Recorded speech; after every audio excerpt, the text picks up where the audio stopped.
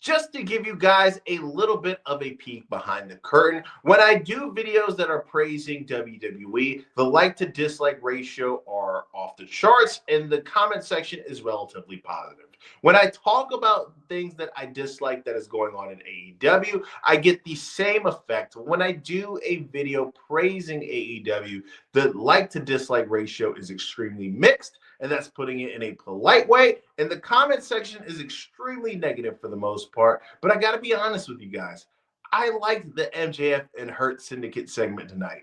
Hey, what's going on, guys? It's Kevin Zwicker from Fast Count coming at you. And before I get into this video, please remember to hit the like button and subscribe. Hit the like button and subscribe. Hit the like button, subscribe. So about 2 weeks ago, we got that segment that went down between MJF and MVP, where you had MVP talk about their relationship that dated back to the Indies, and he offered up his business card to have MJF join the Hurt Syndicate. Now, tonight, they were in Minnesota. MJF comes out. He heals on the crowd by getting the obvious Prince diss in, and he calls MVP out, and he's talking to MVP, and he's like, you know what, man?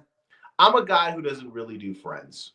And you're a guy who clocks in and doesn't do friends either. You know, you're a businessman. So I want this arrangement to work, basically. And he tells MVP, yeah, I'm in. They go in for the handshake. Before they can shake hands, Bobby Lashley and Shelton Benjamin interrupt them. Bobby Lashley goes face to face with MJF. He tells MJF, give me the card.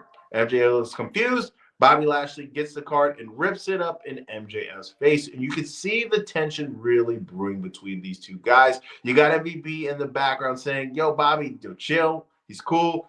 I got this. Trust me. All of that. Now, this isn't a storyline that is extremely original or something we haven't seen before. Randy Orton and the Wyatt family, Sami Zayn, and the early stages of the Bloodline are two storylines that really automatically come to my mind in recent years, where we saw this guy wanting to join this group and be a part of this, but the other members are reluctant to have that person in because they don't trust them. Now, what I like about this storyline, right, is we've seen throughout the feuds that MJF has had, within the last couple of years, where he's shown that he is this guy who's very insecure, and we saw it in the feud with Hangman, and we saw a little bit of it cracking in the feud that he had with Will Ospreay last year, where he's a guy who really wants to be accepted.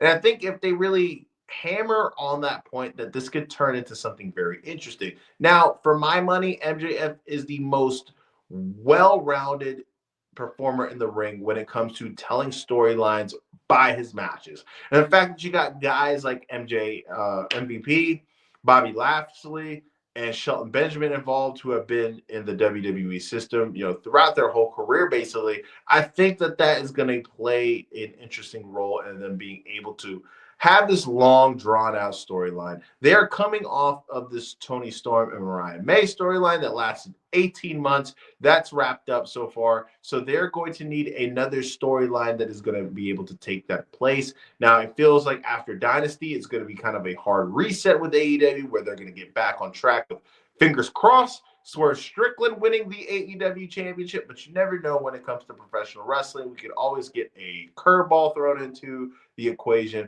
But I like this.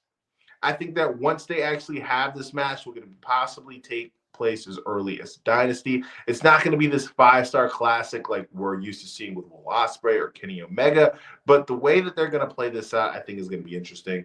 I like the fact that you have this tension brewing between Lashley and MJF. I think what we're going to get is we're going to have a match between these two guys, and we're going to have MJF win in a sneaky way with maybe a backslide or a roll-up, and it's going to piss Bobby Lashley even more, to where he is going to be extremely anti on MJF joining the Hurt Syndicate, and we're going to have MJF eventually join the group, and you're going to have this overwhelming tension between these two guys brewing week after week, and it's going to make some entertaining television.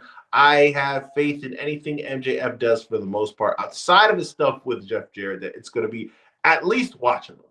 And I think at the very least, that's what we're going to get. I've always stated in my content that AEW does do stories. They just don't do a lot of good ones. But there's a couple of ones that I feel like really hit hard and are storylines that I feel like are very well-rounded, like Tony Storm and Mariah May. Like I said, Swerve and Hangman Page, which is still kind of ongoing if you saw what went down on Dynamite tonight, and MJF and CM Punk. Those are the three storylines that I feel like are the best in the history of AEW. Not saying that this storyline with MJF and Bobby Lashley are going to reach that level, but I think that they have the potential to put on some entertaining TV. But let me know what you guys think in the comments section.